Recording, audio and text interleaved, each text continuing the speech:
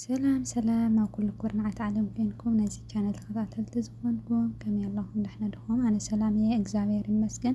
كنت أنا سلام زنيها هو صام سلام تكون لي ناكل جيزة منيتي نازي كانت بيت أسوزخونكم كم زينا كل جيزة تكور اللي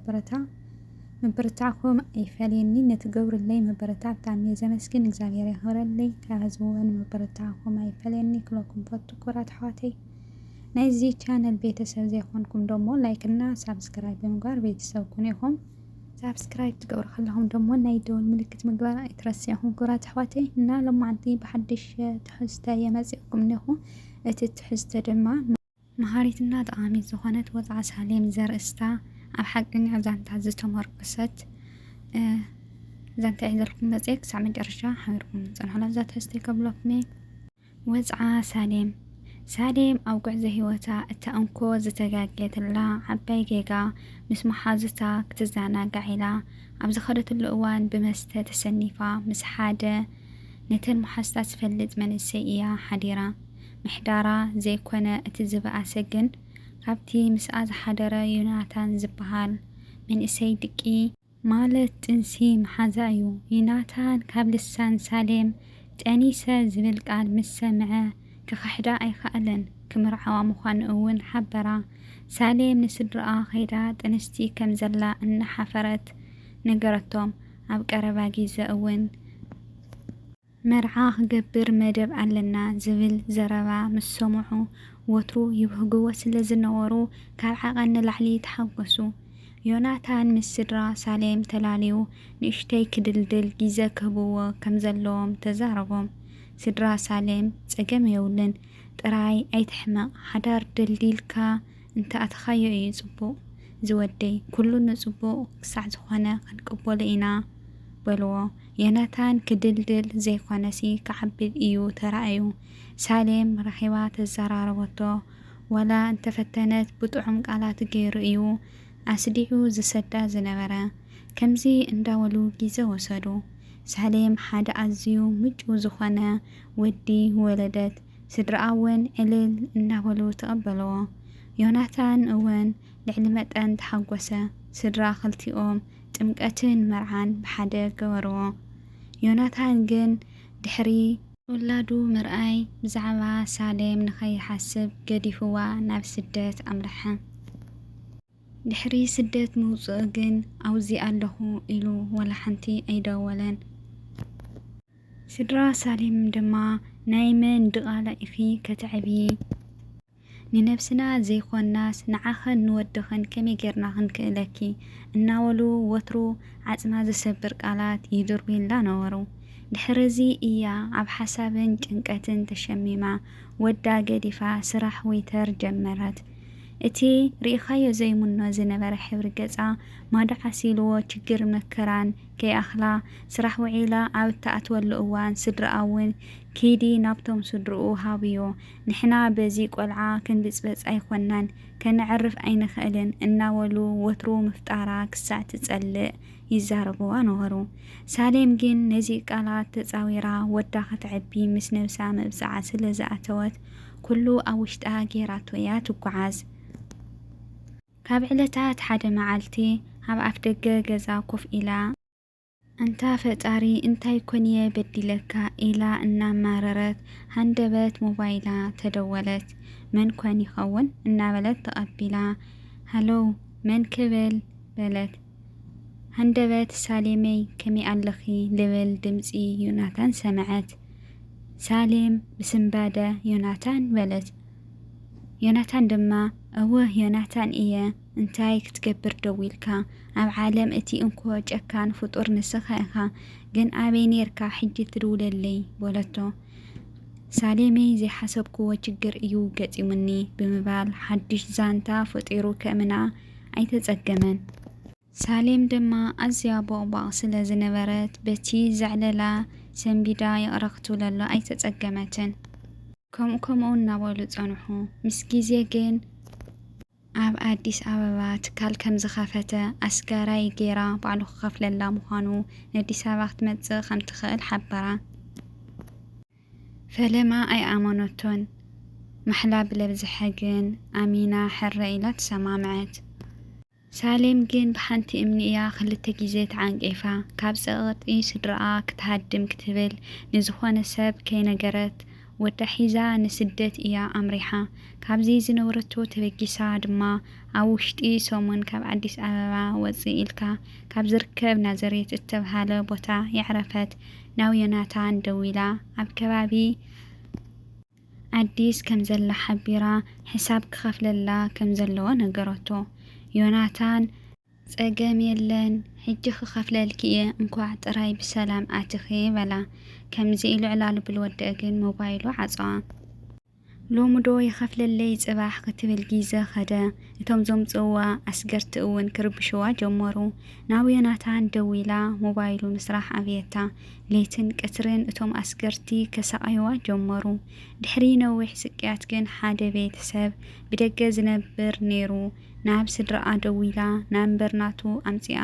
ይመውት ኣለኹ ምስ ወደይ ምስ ወለቶ ካብኡ ከፊሉ ከውፃ ብድሕሪኡ ዋላ ሓንቲ ከም ዘይገብረላ ሓቢሩ ከፊሉ ኣውፃ ናብ ሓንቲ ቤተሰቦም ክትቀበላ እውን ሓበራ ነቲ ጉዕዞ ወደ ሒዛ ሽግርን መከራን ሰጊራ ኣዲስ ኣተወት ወፅዓ ሳሌም ሞሊሱ እናገደደ ኸደ ኣዲስ ኣትያ ሶሞን የሕሊፋ ደጋጊማን ዮናታን ደወለትሉ ከልዕላ ግን ኣይከኣለን እታ ዝተቐበለት ታጓልውን ጸቕጢ ክትገብረላ ጀመረት ኣነ በዚ ወድኺ ጭንቀት ክገብር ኣይኮንኩን ወድኺ ሓዘለይ እንታይ ዝገበርኩ ሰብየ ባዕለይ ዶ ናብ ገዛይ ችግር ጸዊዐ እንዳበለት ብዙሕ ቃላት ትድብረላ ነበረት ናይ ዛጓል ዘረባ ድማ ንሳሌም ጭንቀት ይፈጥረላ ነበረ ናይ ዮናታን ስልኪ ናደጋገመት ሓደ መዓልቲ ይሰርሐላ ረኸበቶሞ ተሓጎሰት ንሱ ግን ዘይሓሰበቶ ወላ ሓንቲ ክገብር ከም ዘይኽእል ነጊሩ እዩ ኣብ እዝና ዓፂዋ እታ ዝተቐበለታ ክትነብዕ ስለ ዝረኣየታ ሞባይላ ናታ ስለ ዝነበረት ኣብ ሪከርድ ኣትያ እንታይ ከም ዝብላ ምስ ሰምዐት ንሳ እውን ንብረታ ሂባ ገዛይ ግደፍለይ በለታ ሳሌም ድማ ታጓል ዶ ኣይኮንክን ንኸማ ጓል ትጭክኒ ዘይፈልጦ ዓዲ ናበይ ኢለ እየ ክኸይድ እናበለት ትነብዕ ነበረት ንብዓት ኣዲኡ ዝረኣየ ህፃን ክበኪ ጀመረ ኪዲ ጥራይ ኪድለይ ክትብላ ዝሰምዐት ሓንቲ ኣደ ቆልዓ ጎረቤታ ህፃን ሒዛ ናበይ ክትከይድ እንታይ ዓይነት ጨካን ኢኺ ወደይ ኢላ ሒዛታን ገዝኣ ኸደት ሳሌም ድማ ኩሉ ሽግራታ ምስ ያዕለለታ ዘሕንዛሕ እናነበዐት ክትሕግዛ ቃል ኣተወትላ ክልተ መዓልቲ ምስኣ ክትቅመጥ ጀሚራ እታ ዝሰጎጎታ ንዓኣ ሰጊጋ ገበታ ኣጉባዝ ከተእቱ ጀመረት ኣዝያ ድማ ተገረመት ሽግር ሳሌም ኣብዚ እውን ኣይብቃዕን ዋና እቲ ገዛ ነታ ዝዕቆበታ ሓንቲ ሰብ ኢልኪ ተኻሪኺ ከመይ ጌርኪ ሰብ ተወስኺ ገዛይ ግደፍለይ ወይ ንዓኣ ኣውፅያ ክብላ ሳሌም ብእዝና ሰምዐታ እዚ ምስ ሰምዐት ካብቲ ከንሸሎ ውፅእ ኢላ ኣብቲ ኣፍ ደገ ኮፍ ኢላ ዘሕንዛሕ እንዳነበዐት ንፈጣሪ ካብ ውሽጣ ኣምረረቶ እንታ ፈጣሪ ካብ ዒጫ እምኒ ድየ ተፈጢረ በቃ ኩሉ ሰብ ክጸልአኒ እንዳበለት ኣብ ከቢድ ሓሳብ ኣትያ ኸላ ድምፂ መኪና ሰምዐት ደኒና ዝነበረት ክሳዳ ኣቕኒዓ ጠመተታ ኣብታ ጎኒ ዝነበረትላ ከንሸሎ ጠጠው በለት ገለ ሰባት ክወርዱ ተዓዘበት ሓደ ካብኣቶም ቆው ኢሉ ጠመታ እሞ ናብኣ ብምቕራብ ሰላም በላ ብፍሕሹ ፍሽኽታ ይቅርታ ገበርለይ እምበር ሳሌም ዲኺ ኢሉ ሓተታ እወ ሳሌም እየ ምስ በለቶ ንብዓት ሰዓሮ ኣቲ ሳሌም ናበይ ከይዱ እዚ ሁሉ ቁንጅናኺ በላ ይቅርታ እምበር ኣይፈለጥኩኻን ኢላ መለሰትሉ ንዓይ ረሲዕኽኒ ኣሮን እየ ብኽሪ ኣፍቃሪኺ ምስ በላ ተሲኣ ሓቆፈቶ ስምባድ ዝተሓወሶ መሊሳ እውን ነበዐት ኣንተ ኣሮን ኣበይ ትነብር ደኣ ወለቶ ኣለና በዚ ዓዲ እንግሊዝ ገጽና ነዊሕ ኮይኑ ተጣፊእና ጠቕላላ እውን ተቐይርካ ወይ ኣሮን ኢላ ተገረመት መዓስ ከደኣ ንስደት ወፂኺ ምስ በላ ንብዓትና ሰዓራ ገዛ ሒዝዋ ኸይዱ ንሳ እውን ከይሓብአት ሽግራ ይዕለለቶ ኣዝዩ ድማ ሓዘነ ንዓኺ ዝገደፈ ከሰረ ክሰር ኢልዎ እምበር ንዓኺ ዝጥርንፈክዶ ከይትስእኒ ኢሉ መለሰላ ቁሩብ ገንዘብ ሂቡ ኣፋናዋ ክሕግዛ ምዃኑ እውን ነገራ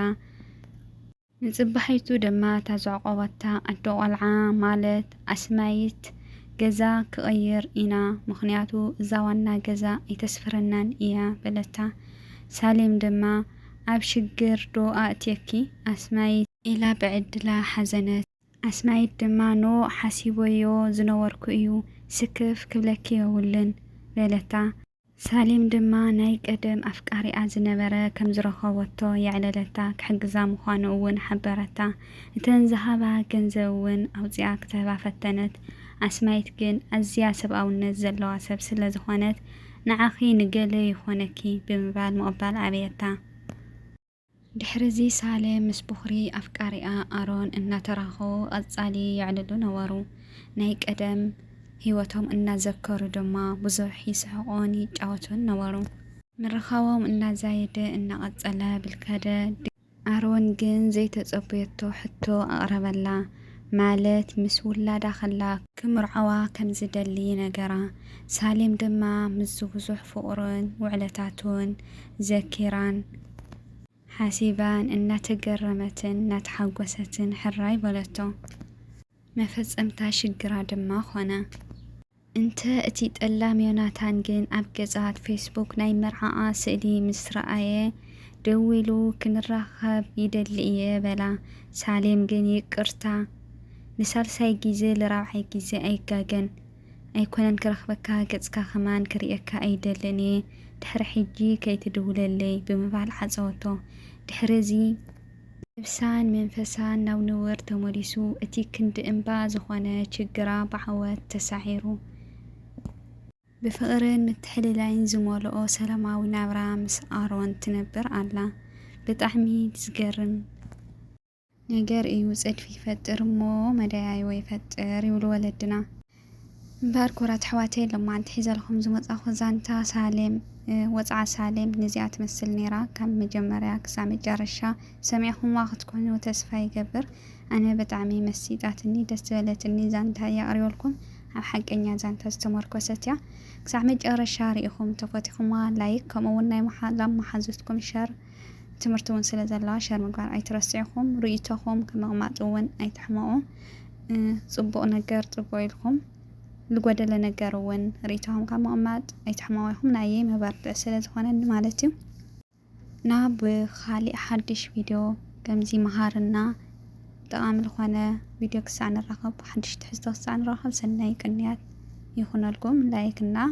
ከምኡውን ሰብስክራይብ ዘይገበርኩም ሰብስክራይብ ሸር ምግባር እውን ኣይትረስዕኹም ሰናይ ቅንያት ብድጋሚ